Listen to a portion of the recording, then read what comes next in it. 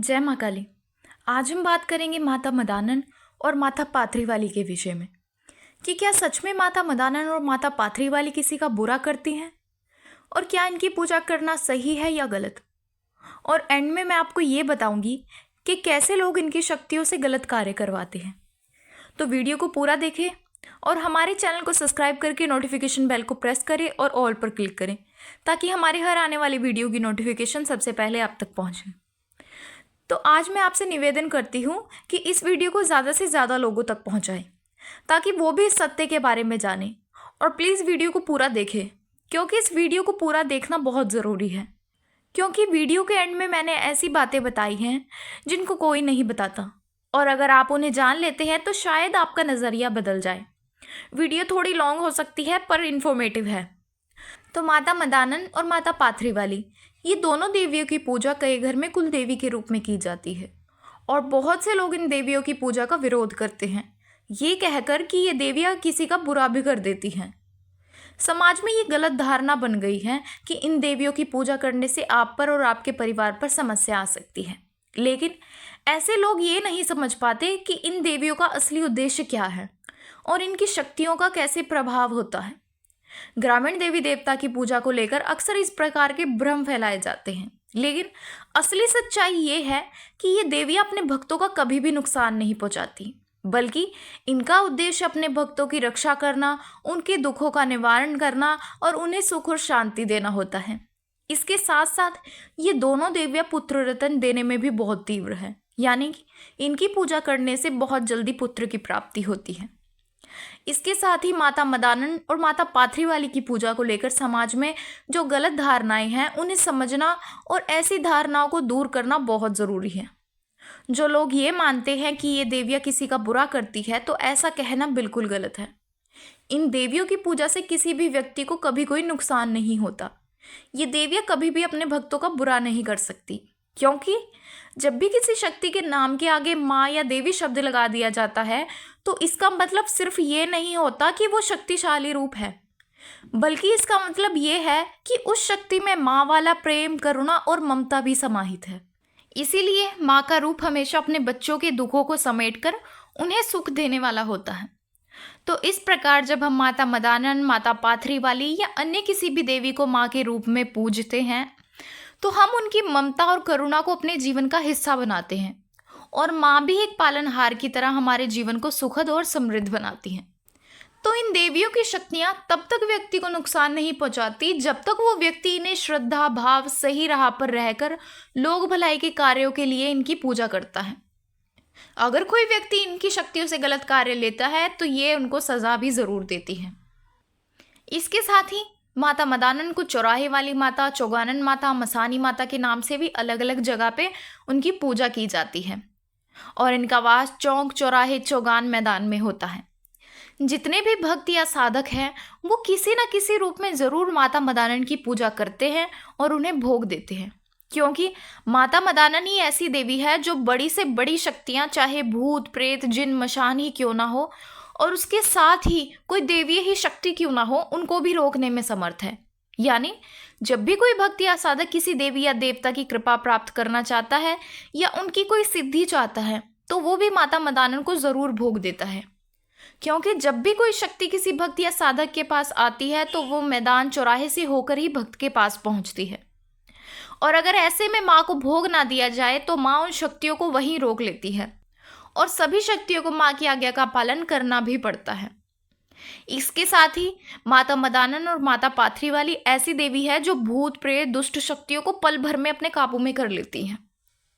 या हम ये भी कह सकते हैं कि भूत प्रेत, जिन मसान, ये सभी प्रकार की बुरी शक्तियां माँ के नियंत्रण में रहती हैं। जब भी लोग भूत प्रेत की समस्याओं से दुखी हो जाते हैं तो अंत में कई भक्त या साधक उनका उतारा ही करते हैं और चौराहे पर रखवाते हैं, यानी माँ सबकी बलाओं को उतार कर अपने पास रख लेती है। जरा आप सोचिए कि जो देवियाँ स्वयं भूत प्रेत, किसी के किए कराए जादू टोने से हमारी रक्षा करती है और हमारी सबकी बलाओं को अपने पास रख लेती है, क्या वही देवियाँ अपने भक्तों का बुरा करेंगी? आपको लगता है? बल्कि इनकी पूजा करने वालों को तो भूत प्रेत भी कुछ नहीं बिगाड़ पाते। इसके साथ ही व्यक्ति के जीवन में एक ऐसा समय आता है जब उनके घर के देवी देवता कुछ समय के लिए घर से दूर हो जाते हैं, और वो समय है सूतक पातक, यानी जब किसी व्यक्ति की मृत्यु होती है या किसी बच्चे का जन्म होता है। लेकिन माता मदानन उस समय भी अपने भक्तों के साथ रहती हैं, यानी जब सब देवी देवता घर से चले जाते हैं तो उस समय भी माता मदानन एक माँ की तरह वहीं रहकर अपने बच्चों की रक्षा करती हैं, ताकि कोई भूत प्रेत या बुरी शक्तियां उनके बच्चों को परेशान ना कर पाए। तो क्या अब भी आपको लगता है कि ये देवियां सचमुच किसी का नुकसान करती होंगी? बल्कि इनका तो अवतार ही लोक भलाई के लिए हुआ है कि दुनिया में जितने भी दुखी लोग हैं उनके दुख को दूर कर सके। लेकिन ये भी सत्य है कि कुछ लोग बुरी मानसिकता वाले जो इनकी शक्तियों से गलत कार्य भी करवाते हैं।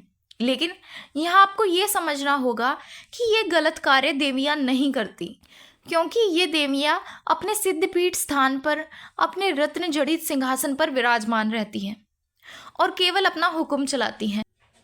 आगे इनके सेवक सेविकाएं इनकी शक्तियां होती है जो समाज में कार्य करती हैं। इसको एक उदाहरण के माध्यम से समझाती हूँ। मान लीजिए आपका एक एनजीओ या ट्रस्ट है जिसमें आप उसके ऑनर हैं, लेकिन आपने अपने साथ कई मेंबर्स बनाए हुए हैं, यानी कि कई व्यक्तियों को अपने साथ लगाया हुआ है जो आगे सभी कार्यों को करते हैं। और आप बहुत ही ईमानदार हैं, हमेशा सबका भला चाहते हैं और सबकी हेल्प करते हैं, और आप अपने ऑफिस में बैठे होते हैं, और जिनको कोई भी समस्या या परेशानी होती है वो आपको फ़ोन करके आपके पास आकर अपनी समस्या को बता देते हैं। और आपने जिन व्यक्तियों को अपने साथ रखा है, यानी कि आपके जो मेंबर्स हैं, आप उनको ही उन व्यक्ति के पास भेजते हैं कि जाकर इनकी समस्या को हल करो या जाकर देखो कि इन्हें क्या परेशानी। लेकिन अगर आगे कोई ऐसा व्यक्ति मिल जाए जो पहले अच्छा हो और उस समय वो आपके द्वारा जो अब मेंबर भेजा गया है उससे वचन ले ले कि तुम मेरे साथ रहना, मैं तुम्हें ये खिलाऊंगा और तुम मेरा ये काम करना। शुरू में तो वो व्यक्ति सबकी हेल्प करता है आपके द्वारा भेजे गए आपके मेंबर के माध्यम से, लेकिन अगर बाद में उसमें किसी प्रकार का लालच आ जाए या अपनी दुश्मनियां निकालने के लिए वही व्यक्ति आपके मेंबर से गलत कार्य करवाए या किसी को परेशान करें, तो आप तो ऑनर हैं और आपने अपने स्टाफ के मेंबर को उनके पास भेजा है, तो इसमें तो आपका कुछ लेना देना नहीं। आगे का कार्य तो आपके स्टाफ के मेंबर ने ही करना है। तो जब ऑनर यानी कि आपको इस बात का पता चले कि आपके मेंबर से वचन लेकर उससे किसी व्यक्ति ने इस प्रकार के गलत कार्य करवाए हैं, तो ऑनर उस व्यक्ति को सजा भी देता है। लेकिन इसमें नाम तो उस एनजीओ के ऑनर का ही आता है जिसमें उनकी कोई गलती भी नहीं होती, क्योंकि ऑनर तो ऑनर ही होता है और आगे का कार्य करने वाले सब मेंबर होते हैं। मेंबर्स चाहकर भी ऑनर की जगह नहीं ले पाते, इसलिए वो व्यक्तियों की बातों में आ जाते हैं। तो ठीक इसी प्रकार कोई भक्त या साधक इन देवियों के आगे जो शक्तियां कार्य करती हैं, जो इनके सेवक सेविकाएं होते हैं, उनसे वचन ले लेते हैं, फिर अपने बुरे काम करना शुरू कर देते हैं। लेकिन इसमें नाम उन देवियों का ही, और केवल ग्रामीण देवी देवता ही नहीं, अन्य देवी देवताओं की शक्ति का भी कुछ इसी प्रकार से लोग गलत प्रयोग करते हैं।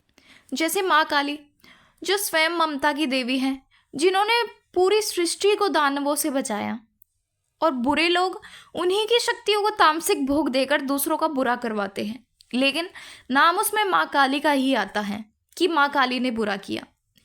पर जब इन देवियों को पता चलता है कि किसी भक्त ने इनकी शक्तियों का गलत प्रयोग किया है और किसी निर्दोष को परेशान किया है, तो माँ सचमुच उन्हें भयंकर सजा देती है, और वो सजा इतनी भयंकर होती है कि आपकी रूह तक कांप जाती है। माँ जितनी ममतामयी और दयालु है, इतनी ही गुस्से वाली भी है। गलत कार्य करने वालों को कभी भी माँ माफ नहीं करती।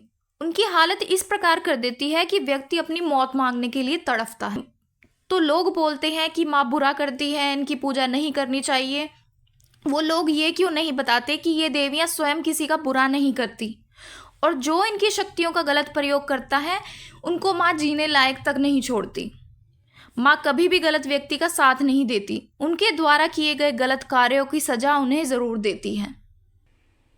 तो आशा है आपके भी इन देवियों के प्रति दृष्टिकोण में बदलाव आया होगा और सत्य समझे होंगे कि आखिर क्यों कहा जाता है माता मदानन और माता पाथरी वाली बुरा करती है और इनकी पूजा नहीं करनी चाहिए। बल्कि मेरा मानना तो ये है, जो इनकी पूजा और भक्ति करता है उसके दुश्मन तो क्या, भूत प्रेत भी उनका कुछ नहीं बिगाड़ पाते। तो आप भी बिना किसी डर के या किसी की बातों में आकर इन देवियों का विरोध ना करें, बल्कि इनकी पूजा करें। ये आपके घर में सुख समृद्धि लाएगी और हर प्रकार से आपकी रक्षा करेगी। तो जानकारी पसंद आए तो वीडियो को लाइक करें और ज़्यादा से ज़्यादा लोगों तक इस मेरी वीडियो को पहुंचाएं, ताकि वो लोग भी इन देवियों के वास्तविक स्वरूप के बारे में जान पाएं। क्योंकि जो लोगों ने ये भ्रम फैलाया हुआ है कि माता की पूजा नहीं करनी चाहिए, ये देवियां ऐसी होती हैं वैसी होती हैं, उनको भी ये पता लगे कि माता ऐसी नहीं होती। तो चलिए मिलते हैं अगले वीडियो में कुछ नई जानकारी के साथ। जय मां काली।